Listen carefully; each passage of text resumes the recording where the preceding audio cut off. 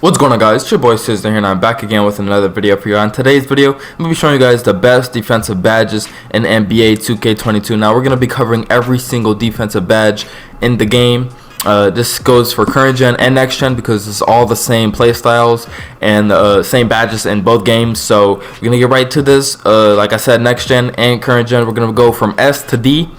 S, A, B, C, D, and yeah. So first things first, we're gonna start off with Rebound Chaser. Now, Rebound Chaser, it pretty much improves a player's ability to track down rebounds from further distances than normal.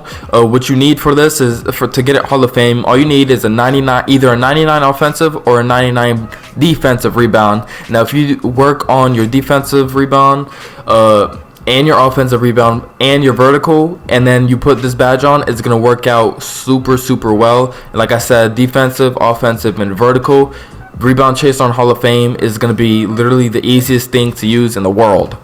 Now, I forgot to tell you guys that we're gonna start off with the S tier first, then go to A all the way down to D. So Rebound Chaser is in the S tier.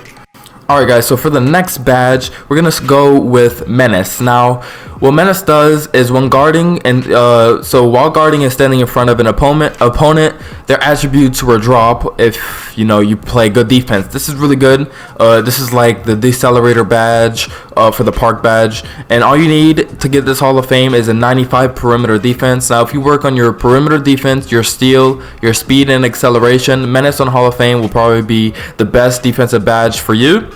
And it's really easy to use. Obviously, all you have to do is just play good defense, and this is also in the S tier. Now, for the next badge in the S tier is Intimidator. Now, Intimidator, is pretty much when the offensive players have less success shooting when contested. So this pretty much scares the opponent and drops their attributes once you're next to them. And all you need to get it on Hall of Fame, if you do want to put it on Hall of Fame, is a 95 block. You don't need to work on anything else, just the block. You don't need to work on vertical, because vertical doesn't affect block at all. So 95 block to get this Hall of Fame, and it will work like a charm. This is also in the S tier, and yeah, we're gonna go from there. Now on to the final badge of the S tier. It is Hall of Fame clamps. Now defenders have access to quicker cutoff moves and are more successful when bumping and hit riding the ball harder. So this pretty much helps you out with the defense a lot. Now all you need is a 94 perimeter defense, and I recommend upgrading your steal, speed, and acceleration, as well as perimeter defense if you want clams to work as much as possible. And you will get a lot more bump steals than usual, and just a lot more like defensive animations with Hall of Fame clamps. And this is also the last badge in the S tier, and now we're gonna move on to the A tier. Alright, now for the A tier, we're gonna have Hall of Fame Intimidator. Now, like I said, you need a 90 steal to get it on Hall of Fame, and this pretty much increases your intercepted passes, or anything that, like, if you're playing a passing lane, for example, and you're in the lane, if you don't have intercepted at all and you press square, you're gonna touch the ball, but it's gonna bounce off of your hands. If you have Hall of Fame, or like anywhere, if you even have interceptor at all, especially on Hall of Fame, and you tap that square button, you're gonna get the ball 90% of the time, because the game is still glitched when it comes to passing lane steals. But interceptor on Hall of Fame works like a charm. That's why I put it at the A tier.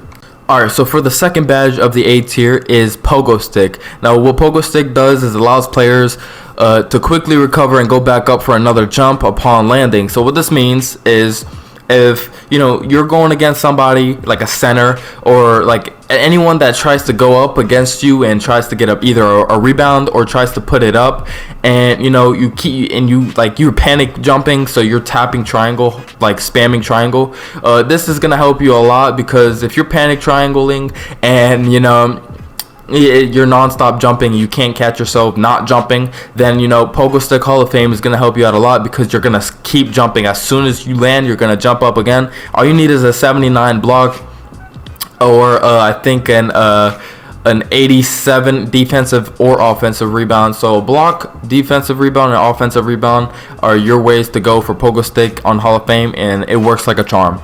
Now for the third badge, it is Rim Protector. Now what this does, it improves the player's ability to block shots, reduces chances of getting dunked on, or unlocks special block animations such as the snatch block. If you guys don't know what the snatch block is, pretty much you hold triangle when they're in the paint, and you have a high chance of getting a snatch block. It's not like a regular block. You actually snatch it out of their hands when they go up. All you need to get this on Hall of Fame is a 97 block, and that's it. You don't need to work on anything else. Just a high block rating is going to help you out with Rim Protector a ton.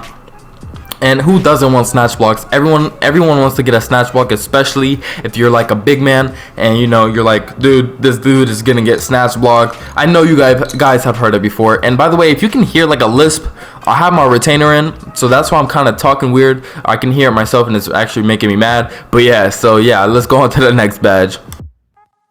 Alright, for the final badge in the A tier, it is Box. Now what Box does is strengthens your ability to effectively box out your opponents when going for a rebound. So pretty much, you know, if the other team or your team shoots the ball, you want to be able to box out the opponent, especially if they're like another big man, because they also have badges to get that rebound. So you want to have box as much as possible, because you need the board. Boards equal to points, and points equal to a win. No one wants to lose. All you need to have this on Hall of Fame is either an 81 offensive or an 81 defensive rebound. And if you work on your offensive or defensive rebound, you guys will get Hall of Fame Box. So yeah, I recommend using this badge, especially as a big man. But yeah, that's the final badge for the A tier. Alright, now we're in the B tier. Now the first badge I'm gonna tell you guys about is indeed Pick Dodger. Now what Pick Dodger does, it improves the player's ability to navigate around screens while on defense. At a Hall of Fame level, this, you know, you're gonna go past screens tremendously. Even if they have like Hall of Fame Brickwall, you're still gonna sometimes get stuck, because what Pick Dodger does is prevents you from getting stuck off of screens, and screens equal to points. So you're gonna need Pick Dodger as soon as possible. But in order to have this on Hall of Fame, you need an 88 perimeter defense and also a steal, acceleration, and your speed, and it's gonna work like a charm. Now the next badge we're going to be talking about, it is indeed Chase Down Artist. Now what this does, it improves your speed a ton, especially when someone's in front of you. Excuse me. Not really. If someone's in front of you and they're trying to either lay it up or dunk it, you have that big chance, especially on Hall of Fame, to go ahead and just like speed boost past them and get that block. Get that block off. I can't really talk with a retainer on. I need to take it off. But all you need to have this on Hall of Fame, it is 88 block, and it's gonna work like a charm, like I said, for all these badges. But yeah, it's in the B tier. Now for the third badge in the B tier, it is Brickwall. Now Brickwall is really crucial for every big man. I don't care if you're spotting up. It's really crucial for every single big man that plays NBA 2K22. Not necessarily on Hall of Fame, but if you do want it on Hall of Fame, all you need is a 95 interior defense. And I also recommend, if you're going to use it, to upgrade your strength as much as possible, especially if you want it on Hall of Fame. But what this does is pretty much when you're setting a screen or a pick, whatever you guys want to call it, I call it screen.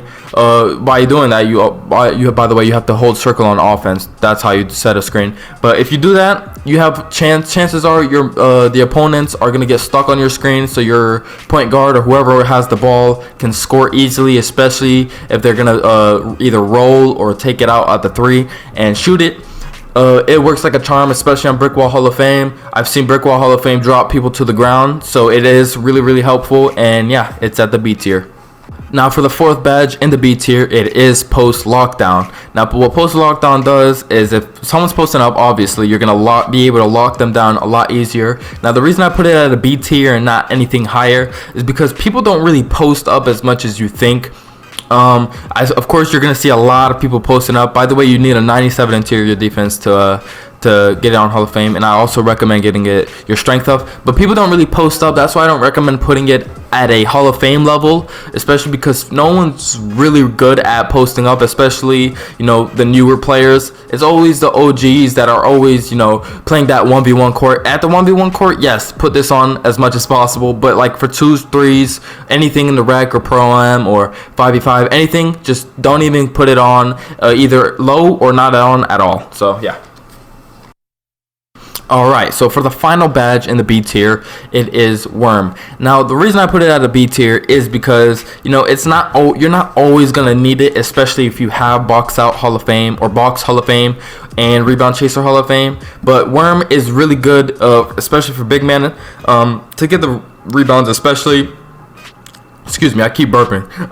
But yeah, if you get boxed out yourself, so if the other team is boxing you out, Worm on Hall of Fame is really gonna negate their box and put you in front of them. So Worm and box work out a ton because you can use your Worm to get out of the box, and then you can use your box badge to box them out, and then your rebound chaser obviously to get the rebound. And this works really good. I don't recommend putting in a Hall of Fame unless, you know, that's all you guys are trying to focus on. A 98 defensive or offensive rebound is what you need to get on Hall of Fame.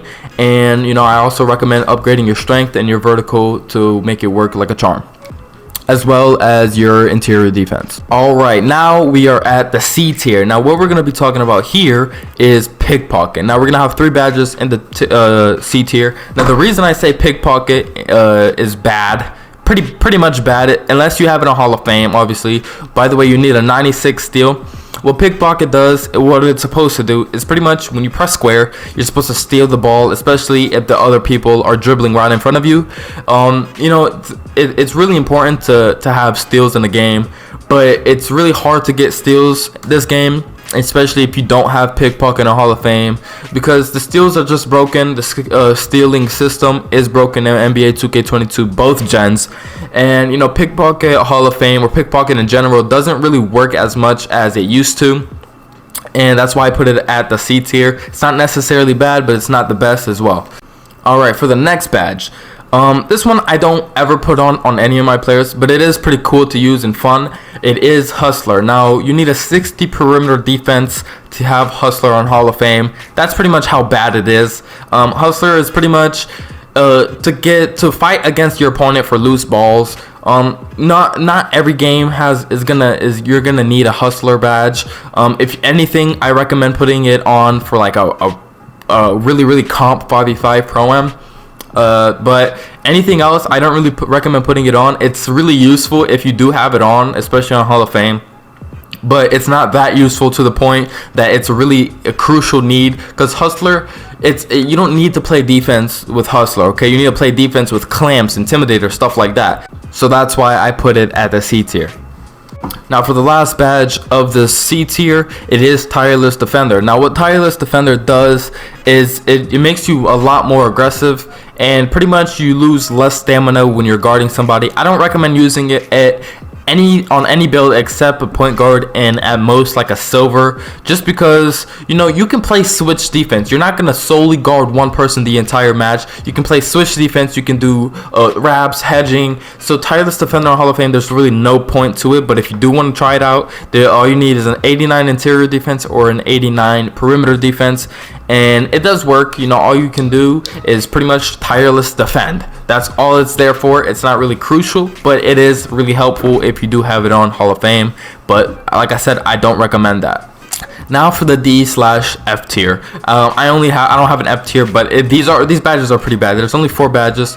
We're gonna start off with ankle braces. Now what ankle braces does is pretty much it helps your ankles from not getting broken, especially by all these dribble gods and all these dribble heads that want to try to dribble and break your ankles. All you need is a 91 perimeter defense to get on Hall of Fame, but it's not really useful at a Hall of Fame level. It's useful at a bronze level, but I don't even use it at all because I never get broken regardless. I'm not going against guards, so I wouldn't know.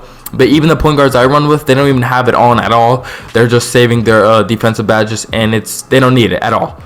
Now for the second badge of the D tier, it is Ball Stripper. Now what Ball Stripper does is it helps increases the chance of a steal when attempting to strip a layup or a dunk near the basket.